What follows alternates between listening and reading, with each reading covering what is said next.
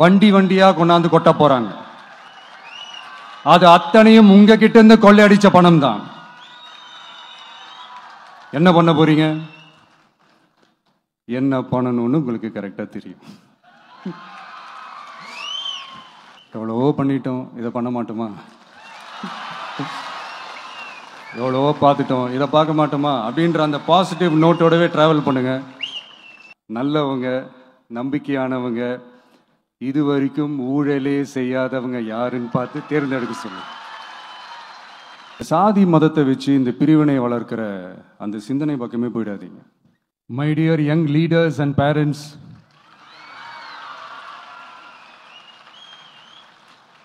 என் நெஞ்சில் குடியிருக்கும் உங்க எல்லாருக்கும் என்னுடைய வணக்கம். வணக்கம் வணக்கம் வணக்கம். Yes, young leaders and parents, எல்லாரும் எப்படி இருக்கீங்க? உங்க எல்லாரையும் சந்திச்சதுல மிக்க மிக்க மகிழ்ச்சி. Thank you thank you. Love you two.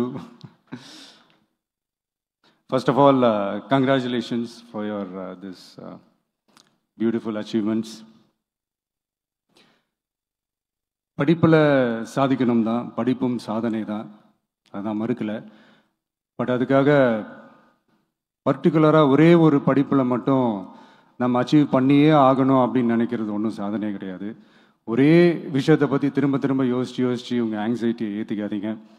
அவ்வளோ ஸ்ட்ரெஸ்ஃபுல் ஆக வேண்டிய அவசியம்லாம் ஒன்றுமே கிடையாது. இது நான் ஏன் சொல்கிறேன்னா, நீட்டு மட்டும் தான் உலகமா?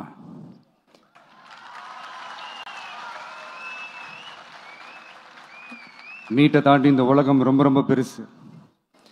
அதில் நீங்கள் சாதிக்க வேண்டியது பல விஷயங்கள் இருக்கு. அதனால் இப்போவே உங்கள் மைண்டை ரொம்ப ஸ்ட்ராங்காக வச்சுக்கோங்க, டெமோக்ராட்டிக்காக வச்சுக்க கற்றுக்கோங்க. ஏன்னா டெமோக்ரஸின்னு ஒன்று இருந்தால் தான் இந்த உலகமும் சரி, இந்த உலகத்தில் இருக்கிற எல்லா ஃபீல்டும் சரி, ஒரு ஃப்ரீடமாக இருக்க முடியும். அது மட்டும் இல்லை, ஒரு முறையான ஒரு டெமோக்ரஸி இருந்தாலே போதும், எல்லாருக்கும் எல்லாமும் ஈக்குவலாக கிடைக்கும். அதனுடைய ஃபர்ஸ்ட் ஸ்டெப்பாக உங்கள் வீட்டில் இருக்கிற எல்லாருக்கிட்டையும் சொல்லுங்கள், அவங்கவுங்களுடைய ஜனநாயக கடமையை ஒழுங்காக செய்ய சொல்லுங்கள்.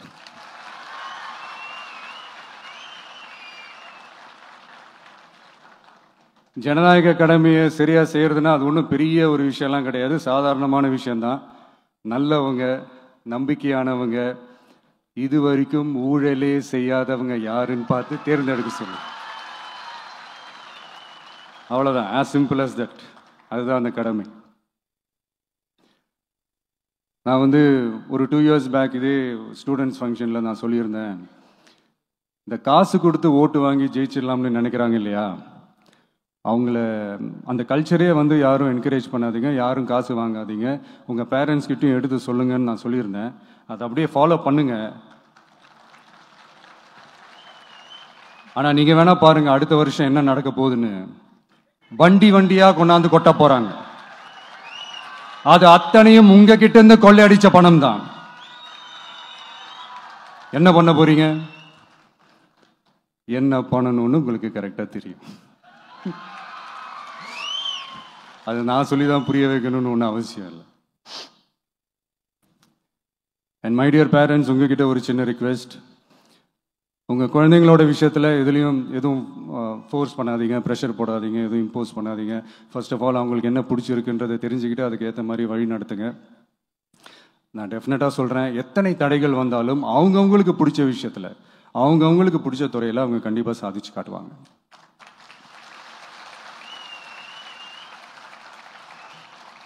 அண்ட் இன்னொரு முக்கியமான விஷயம் உங்ககிட்ட நான் ஷேர் பண்ணணும்னு நினைச்சது என்னன்னா, இந்த சாதி மதத்தை வச்சு இந்த பிரிவினை வளர்க்கிற அந்த சிந்தனை பக்கமே போயிடாதீங்க. அந்த சிந்தனை உங்களையோ இல்லை உங்கள் மைண்டையோ டிஸ்டர்ப் பண்ணுற அளவுக்கு அதை அலோவ் பண்ணவே பண்ணாதீங்க. விவசாயிகள் என்ன சாதி மதம் பார்த்தா பொருளை விளைய வைக்கிறாங்க? தொழிலாளர்கள் என்ன சாதி மதம் பார்த்தா பொருளை உற்பத்தியில் ஈடுபடுறாங்க? இவ்வளோ ஏன் இயற்கை அம்சங்களான வெயில் மழையில் சாதி இருக்கா, மதம் இருக்கா? எப்படி இந்த போதை பொருட்களை எப்படி நம்ம அறவே ஒதுக்கி வைக்கிறோமோ அதே மாதிரி இந்த சாதி மதத்தையும் ரொம்ப ஸ்ட்ரிக்டாக தூரமாக, எவ்வளோக்கு எவ்வளோ தூரமாக அதை ஒதுக்கி வைக்கிறீங்களோ அவ்வளோக்கு அவ்வளோ அதை தூரமாக ஒதுக்கி வச்சுருங்க. அதுதான் எல்லாருக்குமே நல்லது. ஏன்னா இப்போ ரீசெண்ட் டைமில் பார்த்தீங்கன்னா தந்தை பெரியார் அவர்களுக்கே சாதி சாயம் பூச ட்ரை பண்ணுறாங்க. ஒன்றிய சிவில் சர்வீஸ் எக்ஸாமில் கூட சாதி சாயம் பூசுகிற மாதிரி ஒரு கேள்வி ஒன்று கேட்டு வச்சிருக்கிறாங்க. இதையெல்லாம் வன்மையாக கண்டிக்கிறோம்.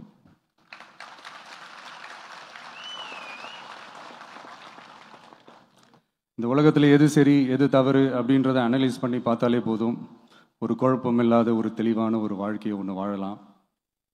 எதுக்கும் ரொம்ப எமோஷ்னலாக ஆகாதீங்க, அவ்வளோ வருத்தலாம் இல்லை. டெக்னிக்கல் அண்ட் சயின்டிஃபிக் அப்ரோச்சோடவே திங்க் பண்ணுங்க. ஏன்னா வரப்போகிற இயர்ஸில் ஆல்ரெடி வந்துட்ட இந்த ஏஐ ஆர்டிஃபிஷியல் இன்டெலிஜென்ஸ் உலகத்தை எதிர்கொள்றதுக்கு அதுதான் ஒரே வழி. The sky is vast and wide and you have strong wings. So feel free to fly like a bird with courage, conviction and confidence.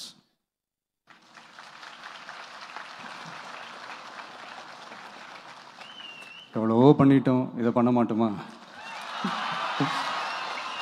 எவ்வளவோ பார்த்துட்டோம், இதை பார்க்க மாட்டோமா அப்படின்ற அந்த பாசிட்டிவ் நோட்டோடவே ட்ராவல் பண்ணுங்க. கான்ஃபிடென்ட்டாக இருங்க, நல்லதே நடக்கும், வெற்றி நிச்சயம்.